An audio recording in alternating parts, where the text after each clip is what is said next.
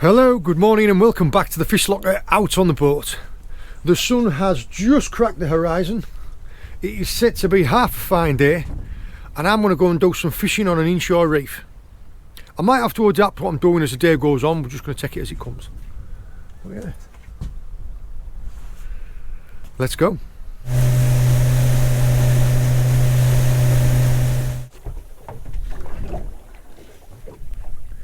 This isn't the area of reef that I was planning on fishing.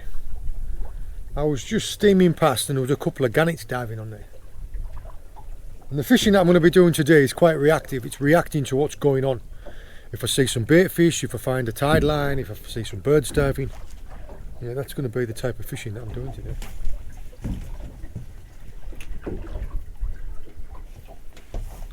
I would like to catch some bait fish today. I would like to catch some sandales or some pilchards and stick out a live bait on a float. But so far all the baits that I've seen have been about that big. They're like the size of a cigarette. I'm suspecting that it'll be little pollock. Little like £1, £2 pollock that are pushing the bait fish up to the surface. We have got massive amounts of those pollock here at the moment. And it's because over the last 12 months they've restricted the landing of pollock by the commercials. So like the offshore stock has managed to have a couple of good breeds, which has seeded your inshore stock. Found you.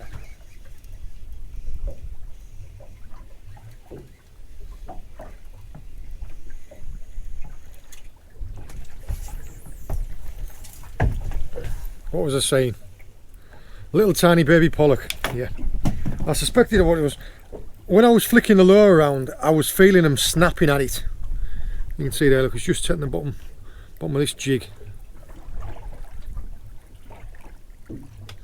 But yeah, this is a fantastic sign because the offshore fish that are on the wrecks, all the big ones, have managed to breed successfully, and all the little fish are all growing up inshore.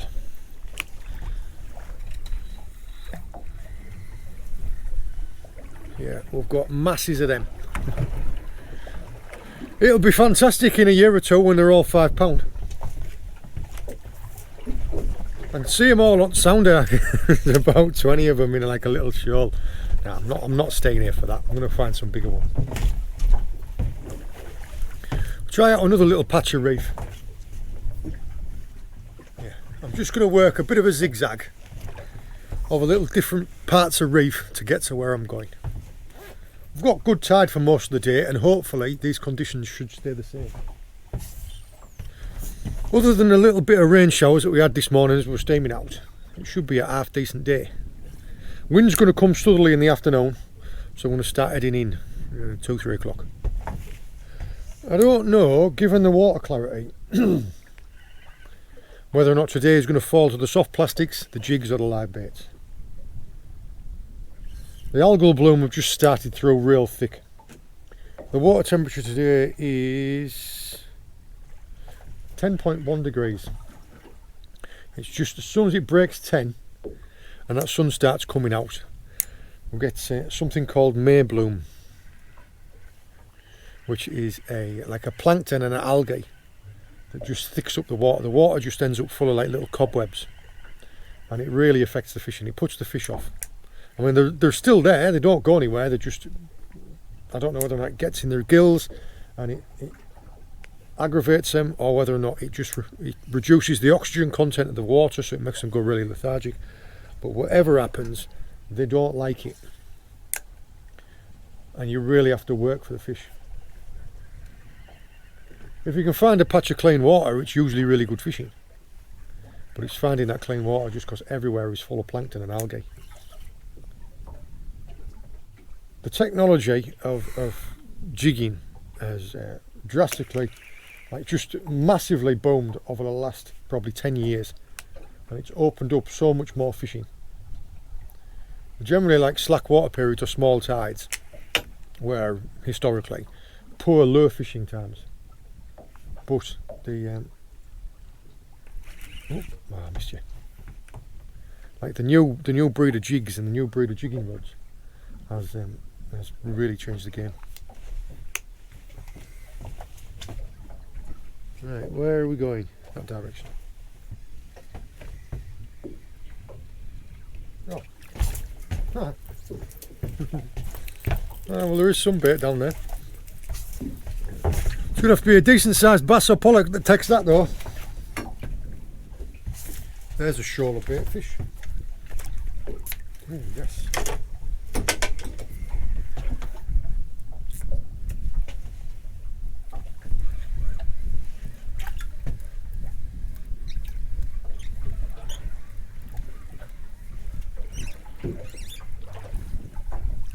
Oh no, that's what it is.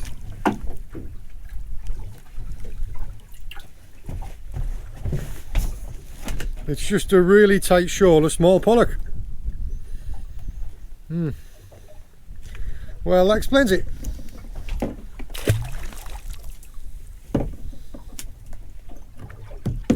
Yeah, and to give you some type of example, you know when I was saying how small the bait fish was? That's how small the bait fish is. They are sand eels that are literally like the length of my finger and as thick as a cigarette. So yeah, I'm going to have to use really small lures today, I think. Coming to a situation like this when you've got, it looks like there are quite a lot of fish down there now. But if they're preoccupied eating bait fish, it's like the size of a cigarette. Yeah, you're either going to have to present to them a little tiny lure, or you're just not going to get them, because they're honed in on something else. And also, both of those pollock there were quite fat, they were quite well fed. So even when I'm using my small lures, they're still like 5 times too big. Yeah, it's making sense now. What I'm seeing on the sounder, I'm looking back on the sounder for 2 things. To look to see what the seabed's doing, and also because if I'm fishing on a reef and then all of a sudden it goes flat, it means I've come off the reef. And it's wind up and go back round. But also I'm looking to see if there's shoals of bait fish down there. I don't generally use my electronics to find fish. I use them to find features, and features hold fish. But things like shoals of bait fish, shoals of mackerel, shoals of pilchards, shoals of sand eels, that also will attract bigger fish. I've just run that little jig through a whole shoal of fish and not one of them's plucked at it. And if I drop these sabikis down and catch them on this again, because these are like tiny hooks, these are like little tiny feathers. If I start picking them up on these, I know I've just missed one there. Yeah, it's just because the hook, the lures are too big. No. Little cuckoo wrasse. Oops. Oh, it's a good job it's my boat. I'd be filming.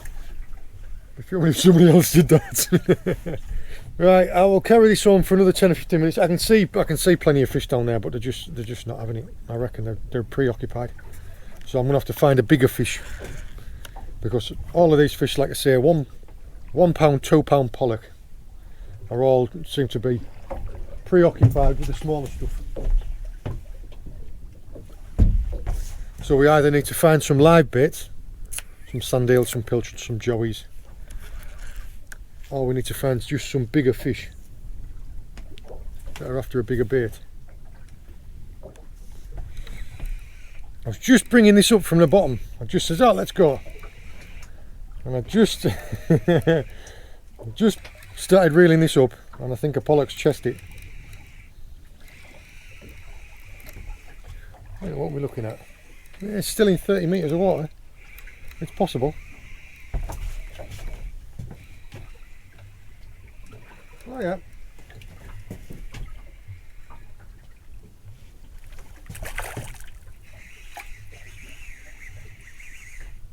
That's what I was expecting.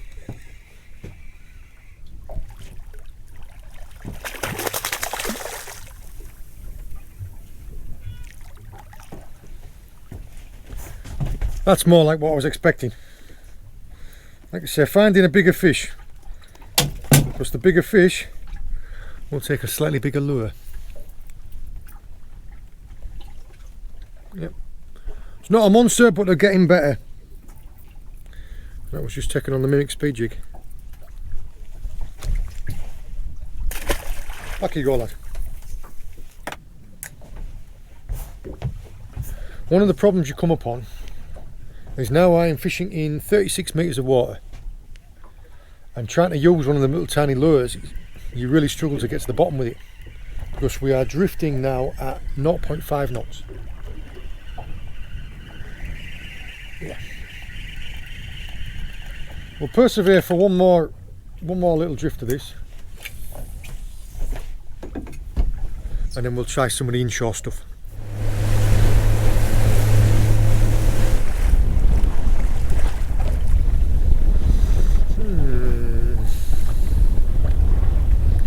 What can be crucial on these tides, they aren't very big tides, what can be crucial is finding just enough current.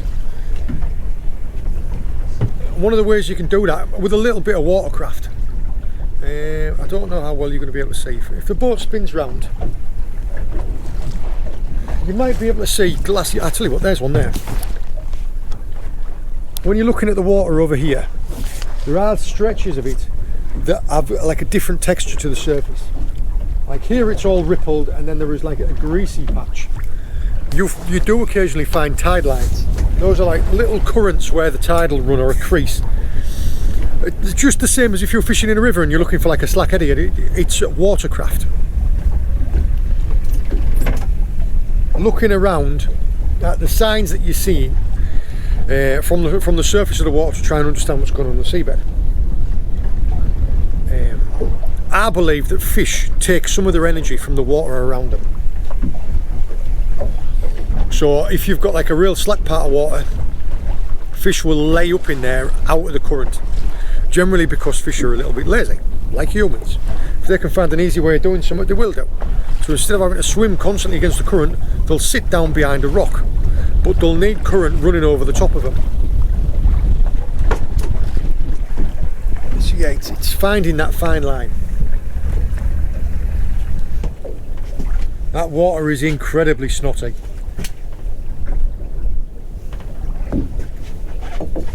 By that, what I mean, I'll try and put a little bit of a clip of a video in here to show you what I mean. You see all the particles in the water?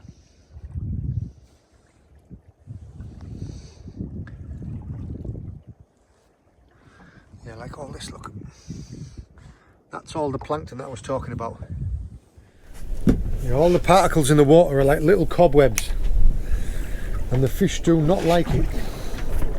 So I might move to a different part of the reef to try and find a little bit more tide to get out of where all this plankton is. Some days you just cannot fall off. Yeah, some days you just can't fall off. The fish want to be in the boat. And other days, like today, I imagine I'm going to have to really graft for it.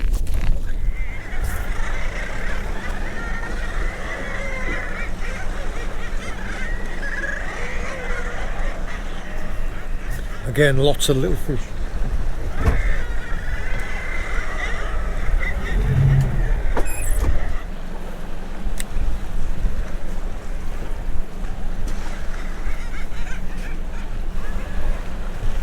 Ballan wrasse. Felt like too dogged a fight. Pollock are generally like a crash and a dive, whereas a ballan wrasse will just scrap and scrap and scrap. Like it is now. Oh. There you go. I run back in there, took myself right in tight underneath all them birds because I could see like a bait ball being pushed up to the surface. Yeah, there must just be millions of them little tiny pollock down there because I can feel them hitting the lure. One of the things that you can't properly get from the video here is that this place here, this rock covered in these seabirds, this spot covered in all these seabirds here, it absolutely stinks. It's a lovely place to come to have a look around, and it's nice to see all the birds, but I tell you what, they stink.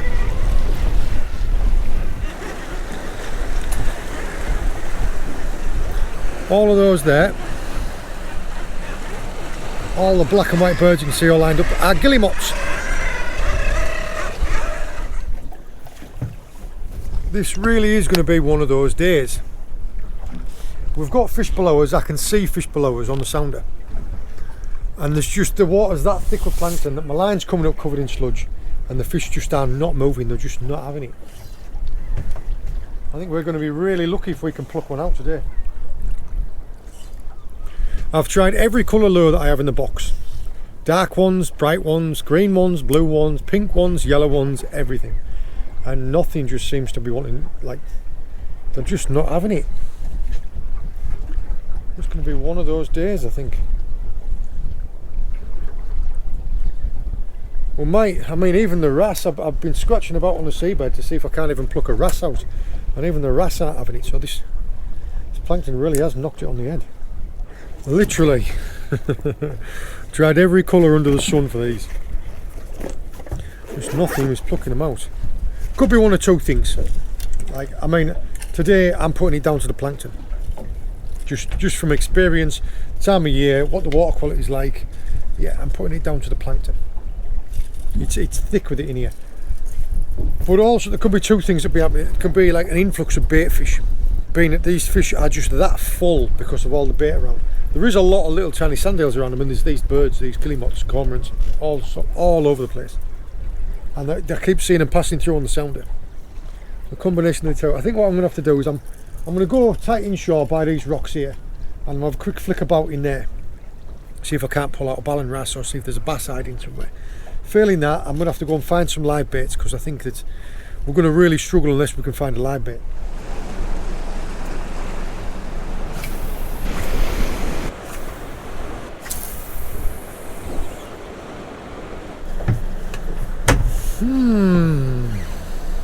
Try something else.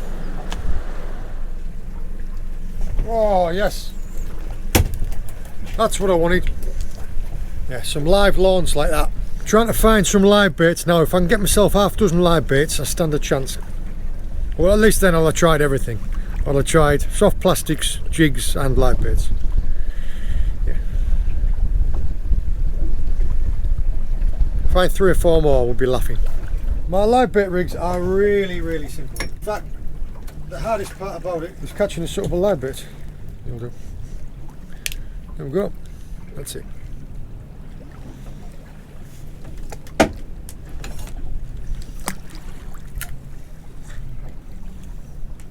Hopefully that'll find us a pollock or a bass. We're drifting over another section of reef. Like I said, it's just about trying to find the right conditions. We've struggled to find enough tide, and in the slack water that plankton has been a real problem. Hopefully by finding a little bit more tide, I mean now we're in a good run of tide. We're drifting at 1.6 knots. Hopefully that will mean that we can find some fish that want to feed. And in my opinion, there's no matter how good an angler you are not going to be able to present a lure, you're not going to be able to work a lure that is better than the real thing. So having a sandale like that, having a launce, a sandale, a pilchard, a joey, something like that, a live bait is going to pluck them out, even if they're not massively hungry. Put a live bait, a wriggly live bait right in front of their face, and they quite often find it hard to resist. That's a good sign. I don't know if you heard them then. Oh. Fish.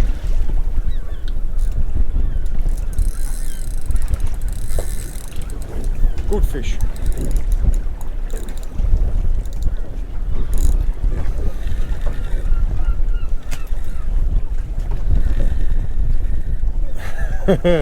I was just going to talk about all them birds kicking off in the distance.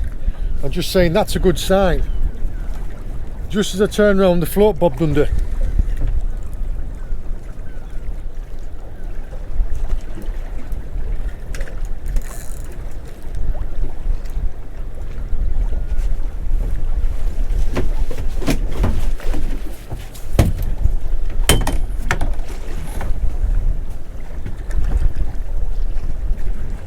No, it's a pollock, but it's a nice one.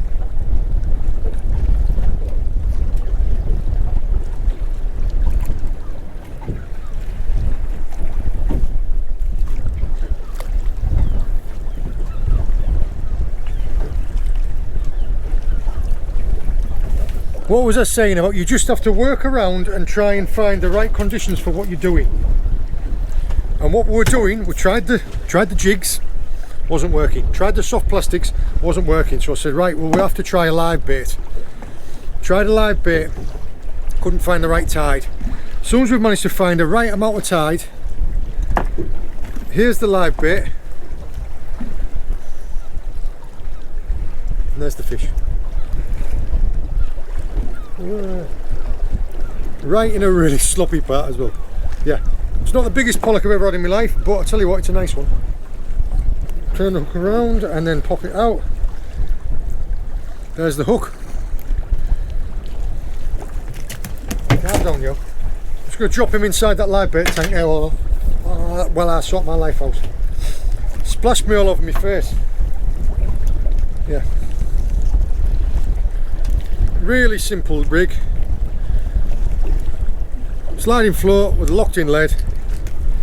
About 2.5 to 3 feet of 20-pound fluoro, ending in a coxswain roll Mutsu circle. There you go. And a live launch. I don't know if this guy's still alive. Try him one more time. He's still alive? Maybe just. People can't do that again. But yeah, the live bait plucked them out. Like I was saying, salt water all over my face now. Jigs wouldn't pluck them out, soft plastic wouldn't pluck them out. Yeah, can't beat a live bait.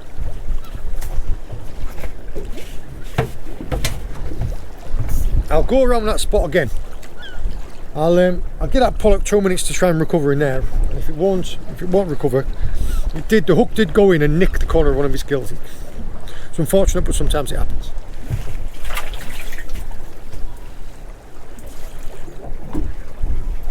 Still flapping about, nice and lively.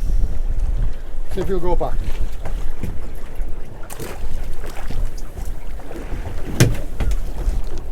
There he goes, look. Perfect. Just needed that extra minute or two in the live bait tank just to recover, because he's scrapped all the way to the boat. Just needed a couple of seconds just to be able to regain his energy, regain his composure, and he'll go straight back. If I'd have chucked him straight back afterwards, chances are I would have stressed out on surface for a couple of seconds. But yeah, this live bait I think is now an X live bait. I'll swap it over, I'll go around and do that drift again. Yeah, I'm glad I figured it out.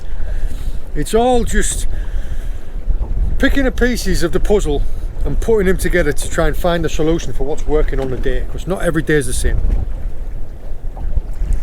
It's part of the challenge. That's why it's one of the things that I love about it. I know how deep I've set that float, so I'm looking back at the sounder because the reef goes up and down. For example, if I set my float at 10 metres and we come over a piece of reef that's 9 metres, that float's going to get stuck on the bottom. So I need to keep keeping an eye on it.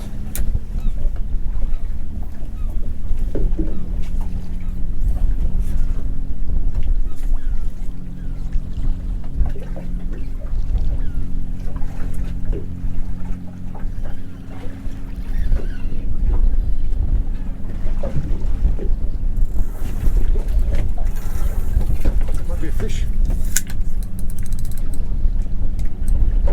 No, oh, it was the bottom.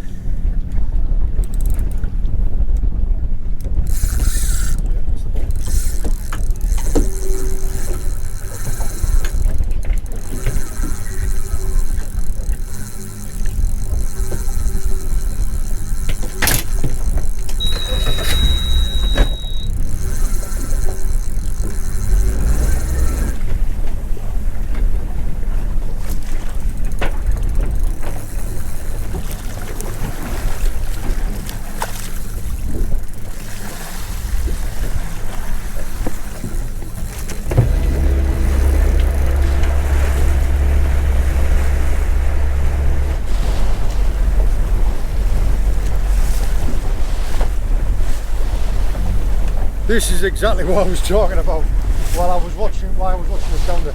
One of the problems about drifting over a reef really fast is we'd had a fish, there was a fish there. As soon as he picked the bait up, it just bombed straight into the kelp.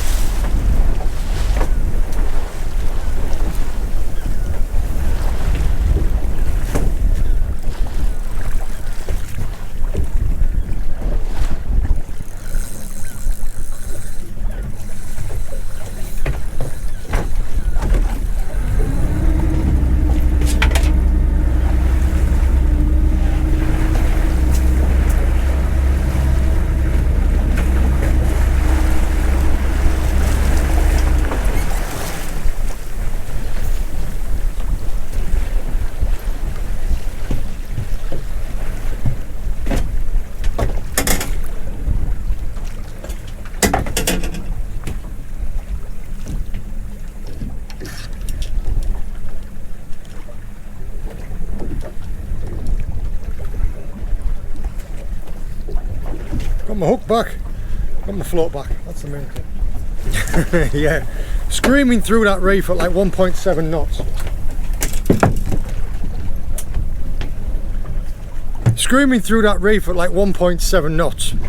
As soon as the fish picked the sand eel up and banged into the kelp, it had me bound up. And then I had to bring my other rod in and then my drogue in and everything. Yeah. These are the challenges that we face. But I've got it back. By bringing all the gear in, all I did was I put the rod in the holder, and just let the drag run off. Sorted myself out and went and chased it, got back up to it, got myself up to where the float was, and then just pulled it by hand and popped it out the kelp. Let's go around and try that again. Only this time we'll try not to get stuck on the seabed. You can see how turbulent it is. I'm just spinning round like a spinning top, just because there's that much current running through this little piece of reef. I think I'll move up onto a little bit deeper. Yeah, 1.8, 1.9 knots is too much. Ooh, float's down straight away. Oh, he's popped it off. Oh, you bugger. That was me not paying attention. Oh, no, she's still there. Oh, he must have just done that. That sand eel's had a bad time. That one that popped off there must have just been a small one. Must have just been a little fish, a little pollock or a little bass that's got rid of it. Because the sand eel's still on there, it must have just like got rid of it and then not been able to swallow it.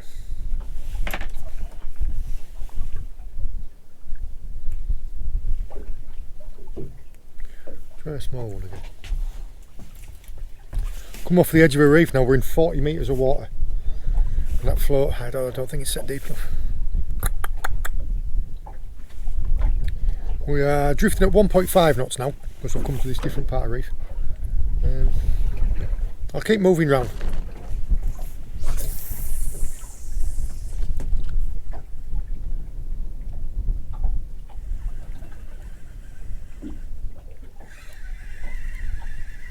Oh, what we found? Nothing. It's dropped off. That was a really little pollock. Oh, found it again.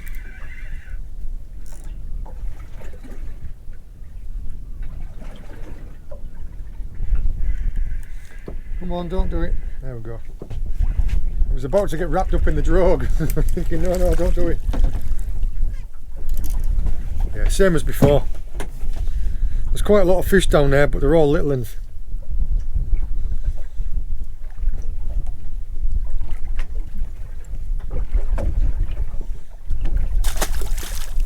Switched to a really little lure to try and pluck them out, and it's worked. So it kind of shows me what's down there, and it explains as well why they chucked that live bait but couldn't get it in its mouth. Like that live bait, that's a big launce. So obviously walloped it, tried to swallow it, couldn't get it down its throat, and then as soon as I pulled the hook, it's pulled it out of its mouth. I am going to give this, it is 11 o'clock. I'm going to give it till midday, and if the fishing hasn't picked up, it's not going to pick up. I have got other stuff to be doing. I have got stuff I should be doing, really. It was such a nice morning, I thought, I'll tell you what, I'll put the jobs off. But yeah, the fishing's going to be poor. I've got chores that need attending to.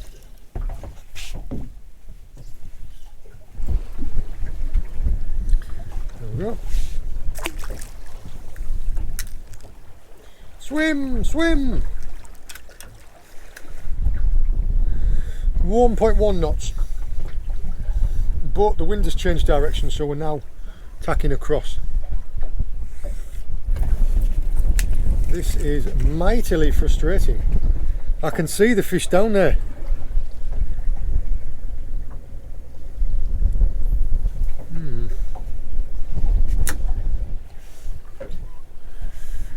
Right, I want to get to the bottom of this. So I've tried rigging a camera up. I've tried rigging a camera up down there with a little live bait in front of it, just to see if I can see what is going on.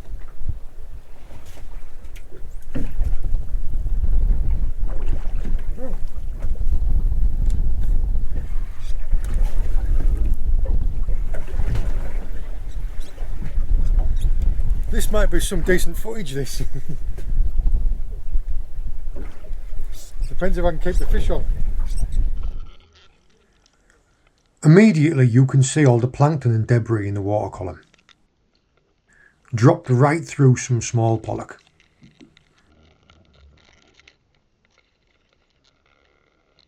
Clarity on the seabed isn't too bad actually. Plenty of small pollock and some wrasse. One of the hazards about fishing in a snaggy reef like this are the pinnacles, and I found one. Luckily though, it didn't snag up. I am really blown away by this footage. Loads of sea life. Sea fans, urchins, soft corals, and plenty of cheeky wrasse.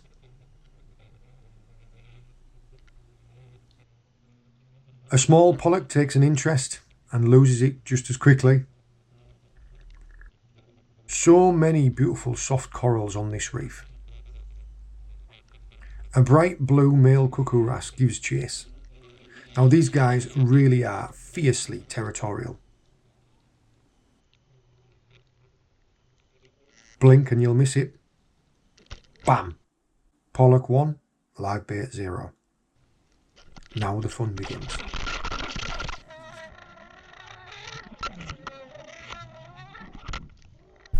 Oh yeah, pollock.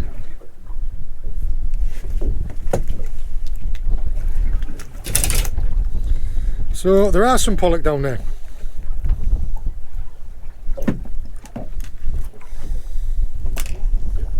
There you go. Looking at the sounder, I knew these were bass. However, I didn't quite know that there would be this many. And not a single one is interested in a lure, a jig or a live bait. How frustrating.